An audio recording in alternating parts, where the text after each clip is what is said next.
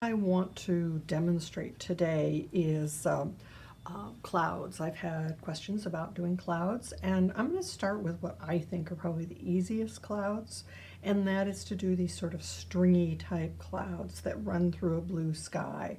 There's a little bit of puffy clouds at the bottom that have hard edges on them. We can either make them that way or we can do it a little bit lighter. Also, the whole idea of how to do this sky and then have the landscape come up and over it later. So let me get going on this. What we're going to need to start with is I'm going to be using ultramarine blue, cobalt blue, and a little bit of phthalo blue. And then down in the landscape, we're going to need burnt sienna. I'm going to need green and the blues. So that's probably all of the only colors that are going to be needed for this. I may also be using a melamine sponge. A Mr. Clean Magic Eraser is what it's available in the grocery store as. So let's get going. Now, this type of a sky is done with a wet and wet technique. And so what I'm going to need to do before I start putting anything on my page is to mix up my paints. And the paints that I'm going to need, there's a pretty dark blue up here at the top and it grades down to a lighter blue. I can either use one blue and grade it the whole way, or I can use a couple of blues in here. And I sort of had fun the other day playing with this and using a couple of different blues. So let's mix up 2 or 3 blues here. So this is ultramarine blue that I'm digging out of my palette. I have had my paints in here for a while, so they are partially dry. And they're soft enough that it's easy for me to get a fair amount of paint out of here. Notice that I take my brush and I pull a little extra paint out of the corner and into that puddle. So this ultramarine blue is maybe it's a little too blue to come to the color of that sky. Ultramarine blue tends to lean toward what I would call the warm side. It has a very slight leaning toward purple. So let's add a little bit of phthalo green shade to it, and that should bring it into a little bit nicer color. I should keep this over on this side so I don't have to reach across for it. Yeah, I think I like that color better. So that's our basic color we're going to use. And then I want to also make some cobalt blue down here at the bottom. Cobalt blue is a little bit lighter shade blue straight out of the tube, and it may still need a little phthalo in it, but not very much. So let's mix that in here. My pan is already dirty with blue because I had done some skies the other day and left the paint in the pan. You can always reuse your watercolors. They're water soluble forever. And so they can stay in a pan and you can use them again. So I'm going to add just a little phthalo to that. Ah, yes. So this is a little paler shade of blue right straight out of the pan than the other is. Now, do I still have enough paint? This is always the problem. Better to mix up more paint than you think you're going to need. So put a little more cobalt in there just to be sure. All right, so now I do have a little tiny bit of paint in that water, but I don't think it's going to matter too much. My next step on this is going to be to wet my page because I want this paint to go down here really smooth, and unless I wet the page, I'm going to have a hard time getting it to go down smoothly. So, and I'm just, before I do that, I want to mix a little bit more ultramarine blue here. Just looking at my puddle going, I'm not sure that's quite enough. So let's just get a little more paint in that puddle.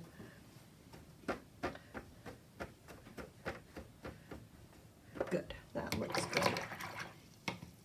All right, so now we're going to take this very slightly dirty, but hopefully not too blue water, and I'm going to wet the entire page. So I want to have this, there's several degrees of wetness that you can do, but I want this wet enough that I have a shine all over the page, but I don't have so much water that it wants to just run off the page. So I'm going to just lift a little off with my brush to make sure I'm pretty consistent here.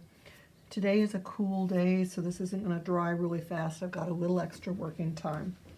All right, so now I'm going to start with my lighter blue, and I'm going to think about leaving these whites behind. So I'm not going to put paint everywhere. And this is one reason why I think it's a little easier way to do clouds, this type of clouds where you've got them sort of loose and stringy, because you can play with the wet and wet. And if I don't put paint everywhere, there's going to be some white that stays behind.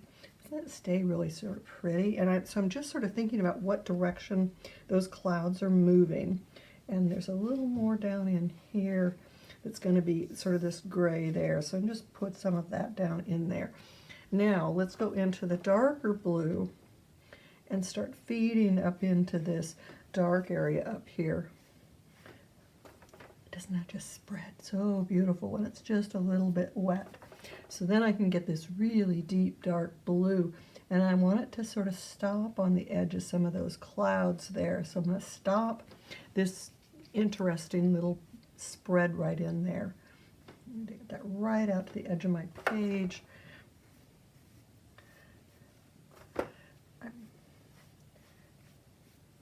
This is even showing my brush marks a little bit. Now it's coming a little bit lighter over on this other side, and we're starting to get streakies over there, which is sort of nice. Okay. And I was afraid I didn't have enough mixed. I want to just add a little bit more in here. But I want that sky to be pretty smooth there. I'm going to need to roll this just a little bit. So we're going to take and roll that around some to get the paint to run up in there. And then let's just let this be, I want to go a little bit darker with my blue down in here, but I still want to leave some whites behind, so I don't want to paint everywhere.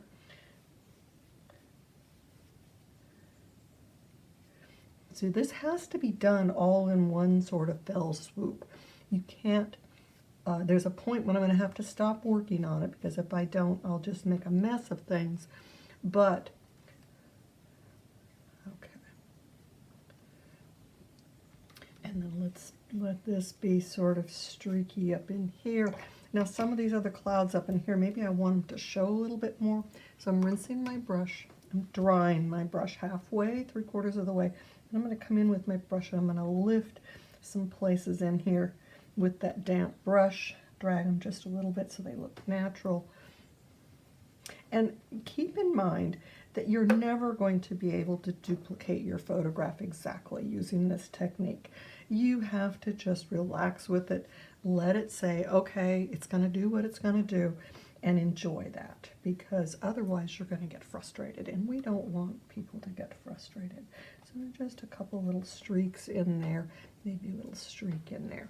I'm liking that sky. That's pretty darn nice. Now, if I want to keep some of these harder places in here, I can come in with a clean, dry rag, or I could use a tissue. But I'm going to come in and I'm going to just dry some spots here that's going to be the tops of those clouds. I want to get some of them just a little uneven. And then maybe a longer straight way here. And maybe there. And let's just, they're too even. I want to make some of them a little less even. Let's come up and join a couple of those together. Okay, I think that looks good. Okay, so I need to now stop. Leave this alone, let it dry. Now do another thing until it's completely dry. And once it's completely dry, I could add another layer of color if I needed to. I can come in and paint that lower part of the landscape. So let's go ahead and, oops, you know, there's something else here that's bothering me. Something that's bothering me, and I need to take care of it right now. A little small brush. I want to make sure I don't have very much moisture on this brush, or it's gonna, but I just don't like this little spot right here. I can deal with it. So I don't have very much water in this brush, but I have some paint on it so that I can come in and just be a little streaky beaky there. A little streaky beaky. And so this is a fairly small brush. I can add just some little streaks in a few places. Maybe soften a couple little spots here. Maybe this can come out. I have to be careful to keep this from looking too much like I've used my brush on it. And it's also just right up in here, maybe we want to have this just a little bit lighter. I think this is still wet enough that I can lift. If this dries too much, I'm not going to get any of this off at this point, and then you have to try and think about maybe lifting later, but I don't know if I want to. I'm liking this. Okay, so let's just streak that just a little bit. Okay. Anything else? Maybe these are a little too strong of blue in here. There we go. That looks good. I've let this dry pretty well totally, and so it's up in here. It's very slightly damp to the touch. You can tell that it's damp because it feels cool. As you probably can tell, maybe you can't tell in this video, but when this dries, it actually dries a little bit lighter than what it was originally. So if I want a really deep blue sky like this, I actually had to have fairly thick paint. So the thicker my paint is, the more intense the colors will be on the page. So I have mixed this paint about the consistency of heavy cream. I don't want to use it straight out of the tube because then it's so thick it won't spread on the page. But I want it thick enough that when it dries, it will stay with a nice thick layer of paint there to make it dark. But it does look a little bit lighter here than original, but I don't mind. I'm not going to touch any of that. The only thing I'm going to work on now is down in this lower part of the painting to get some of this darker side of these clouds in here, which will also allow these little white ones to show just a bit more. And then I'm going to dry it with the hairdryer and then come back and do the rest of these. Okay, so let's go ahead and do that. Now, that's a little bit gray down in there, but it is on the blue side. And to mix gray, we can take the blue that I mixed up before, which was the ultramarine blue, and had a little phthalo in it, but that's fine. I'm going to put it in my other pan here that had some gray mixed in it, but I'm going to use a little bit of burnt sienna. So I'm using the opposite color on the color wheel. So burnt sienna is on the orange side. The blue is, opposite on the color wheel. And I'm going to just put it over in one corner here so I know how much I'm adding. And then I can slowly pull that in until I have a gray that I like. And if it's still a little too blue, which I think it is, I can get a little more burnt sienna. My burnt sienna is pretty dry in my pan there, so I'm not picking up very much at once with my brush. If I were to use paint directly out of the tube, I'd have to be very careful how much I picked up because it'd be wet and really get on my brush very easily. Now that's coming into a gray that I think looks interesting. And if it might need I'm going to say it needs a little blue back into it. Just looking at what's in my picture. All right, so now the value down in here, just look in my value card. My value of that gray is somewhere about here at value 7, maybe value 8. But my clouds, they're up here in value 10, and my hill there is way up here at value 2, the top of it. So it's going to stand out pretty dark against there. These are not as dark. They're not going to stand out as much. So, but before I can do anything with that hill, and I know the hill's all going to be darker than what's behind it, so I can finish what's behind it, just keeping it sort of smooth looking, and then finish the front. So we are wanting to come in here and just get a little, and that's too dark. So I'm going to lift this, rinse it a little bit. Okay. And now that I've got it down on the page, I want some more blue added into there. Okay. And I want to keep this light here as I work my way across here with this. So I'm just sort of putting down a little dark bottom to this, and then I'm going to rinse my brush, dry it halfway on my rag. The rag is extremely important because that's what we use to control how much water is on our brush. If I have too much water, it's just going to bleed right into what I just put down. If I don't have enough water, then it won't move the paint around. It's probably the trickiest thing to learn when we first start doing watercolor. I want at the bottom of this, I want to have it sort of soft because we're going to have those mountains come in there, and I don't want this interrupting them too much. And then the top of this, we want to keep some of that light. So just coming in here. Notice that it's getting a little lighter as I work through there, but I'm going to leave some darker streaks behind.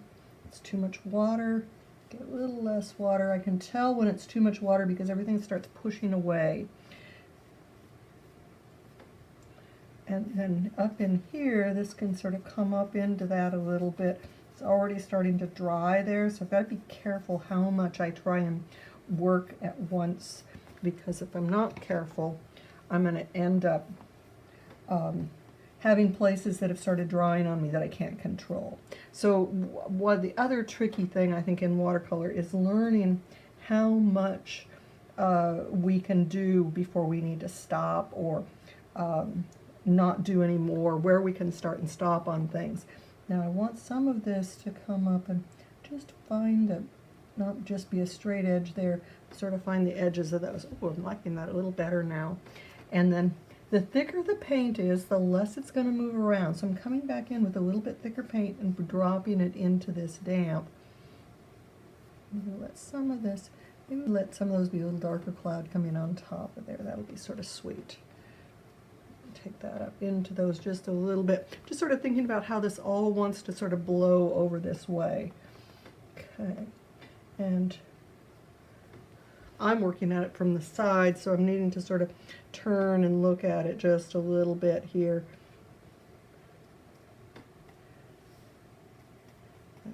Let that soften there just a little bit.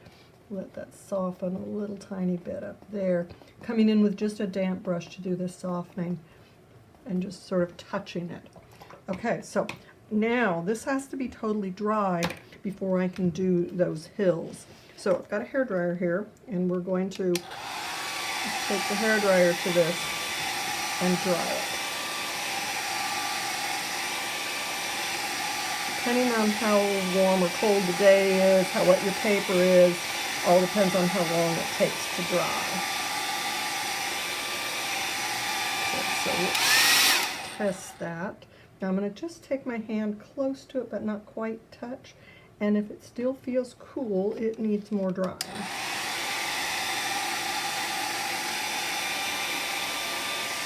ahead and dry this up here too, because that was just still a little bit cool from before.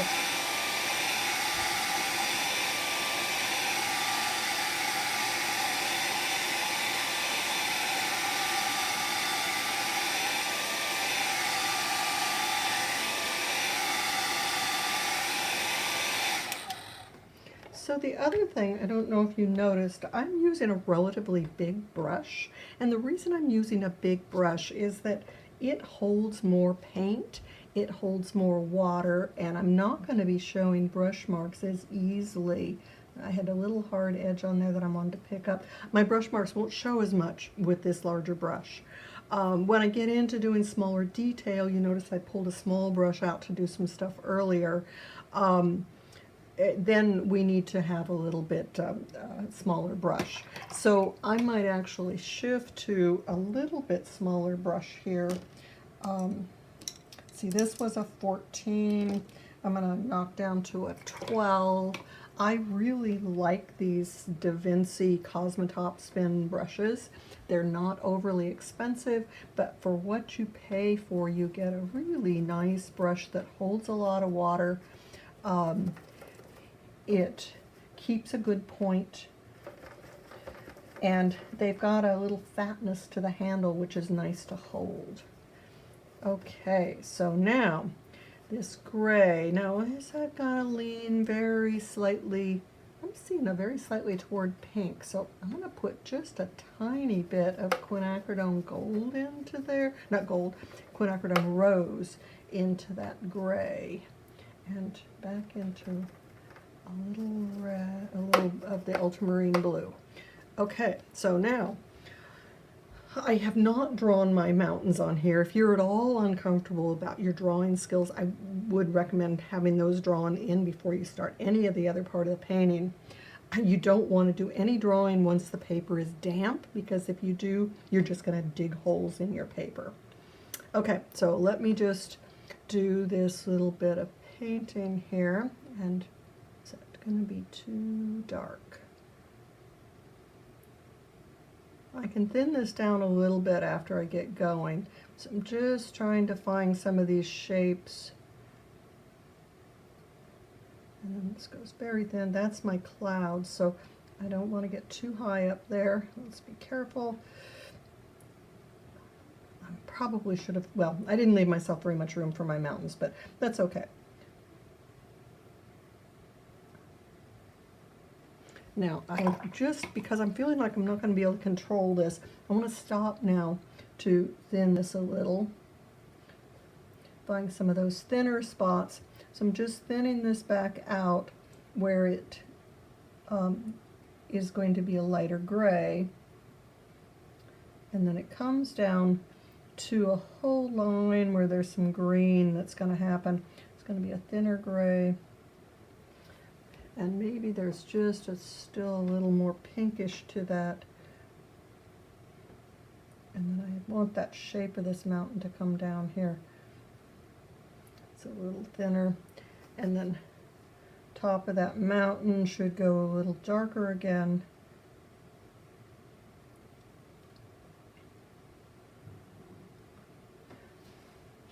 And I've screwed up a little bit on that shape, but I guess we're not going to worry about it. Although, here, let's do something. Let me just thin this out. That's going to work. One nice thing about using ultramarine blue is, hopefully this doesn't screw up what that shape looks like and how those, and we're going to have to put a little bit of blue back into this. Whoops, too much blue. And I'm going to just let that be soft.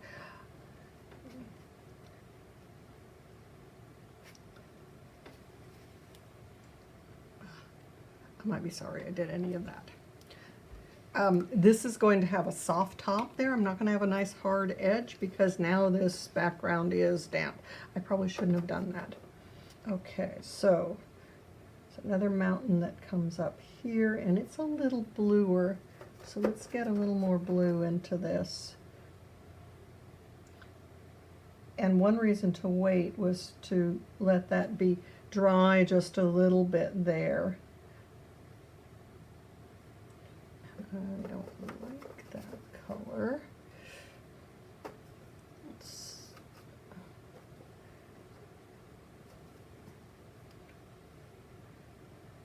So I've mixed a little bit more of the quinacridone rose into my mixture.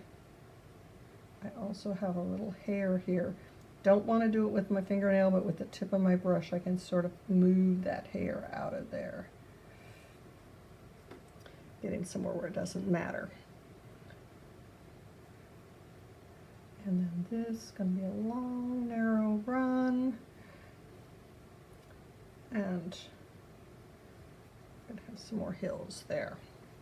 Okay. And I'm just seeing some shaping in here. Now that this is dried a little bit more, I can come in and darken that a little bit.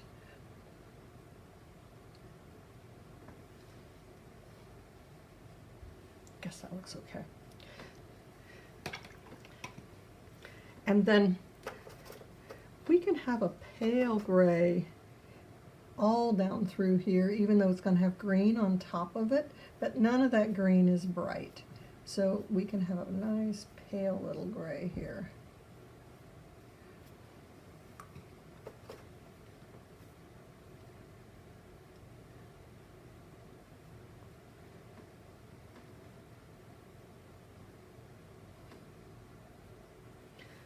And depending on whether I care whether the green bleeds a little bit, that needs to be blued down, I need to add just a little bit of burnt sienna into it to make it more of an olive green. And so I've added the ultramarine blue to it. I've added a little burnt sienna to sap green. And then we're going to have some little spots here.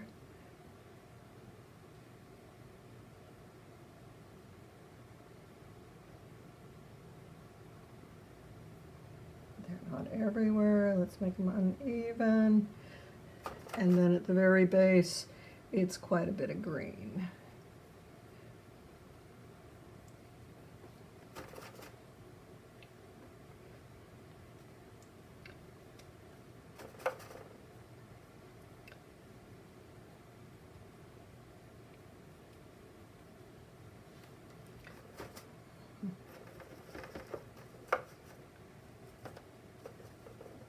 A little bit more dark in some of this green.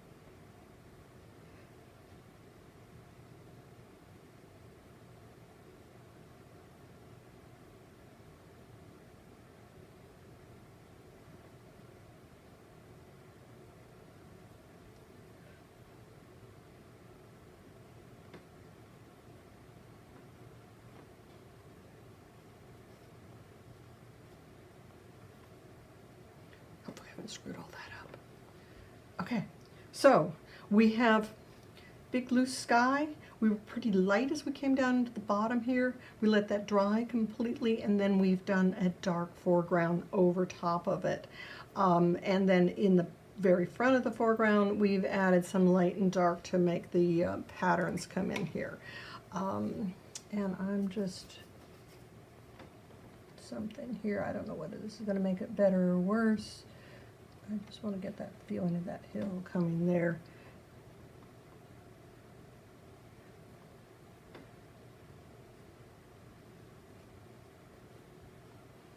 Okay, let me just leave that alone. You know, it's the temptation is always so great. Almost dry brush. I'm just going to lift a little bit here to make that one mountain stand out from the other. And where this is coming up and bleeding, we can come in with that snap. It's too late. I can maybe deal with that later if I care. This little spot here, I can't do anything with that until it's totally dry at this point. I can't do anything with that until it's totally dry either, because if I come in now, which I can show you coming in now, it's probably just going to bleed out into that sky again. Let me try it. Hoping that it's dried enough now that it's not going to. I should not have put anything in there until it was totally dry, because what happened is that then this gives me a damp intersection between this piece and that piece, and where it's damp, the two colors will start bleeding into each other.